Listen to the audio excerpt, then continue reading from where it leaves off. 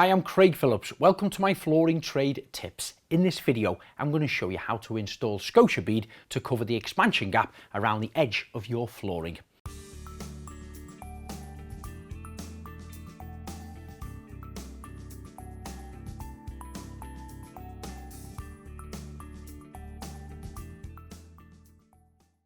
The products and tools you're going to require are Scotia bead, a mitre block and a 10-inch saw. If you don't happen to have one of them, a hacksaw and a set square will work.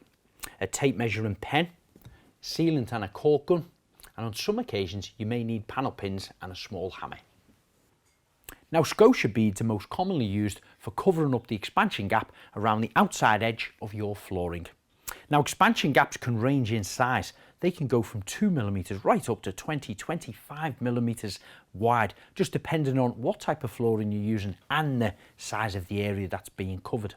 This particular one I'm using is 15mm. It'll stand 15mm high when it's touching the floor and fixed to the skirting board. This is a white one, which is probably the most common one used because most people have white skirting boards.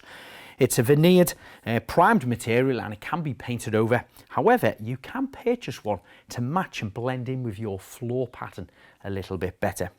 Now, I've cut these in at a 45-degree angle with the mitre saw. So that's the kind of look you're hopefully going to achieve tight into your corners, just like this.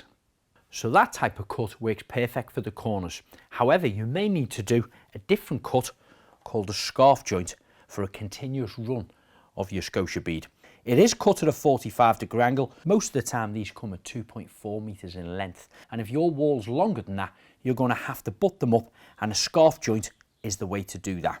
Now, it is a 45-degree cut, the same as the corner one. However, the saw itself on your corner one does your 45 when it's standing upright. When it does your scarf joint, again it's 45 degrees. However, it's cut at a different way, like that. Because what you don't want to do is just butt them up with a manufactured cut like this. So each piece that you cut, it's always wise to place them in position just as a dry run, just to double check that all your joints marry up and nothing needs recutting or tweaking. And if you're happy with them, then you can start to glue and fix them into position. Whether you're covering the expansion gap on laminate boards, engineered wood or luxury vinyl like this one, the Scotia bead always needs to be fixed to the skirting board and not the floor. It is a floating floor and may expand or contract with different temperatures. So that's my Scotia bead now complete.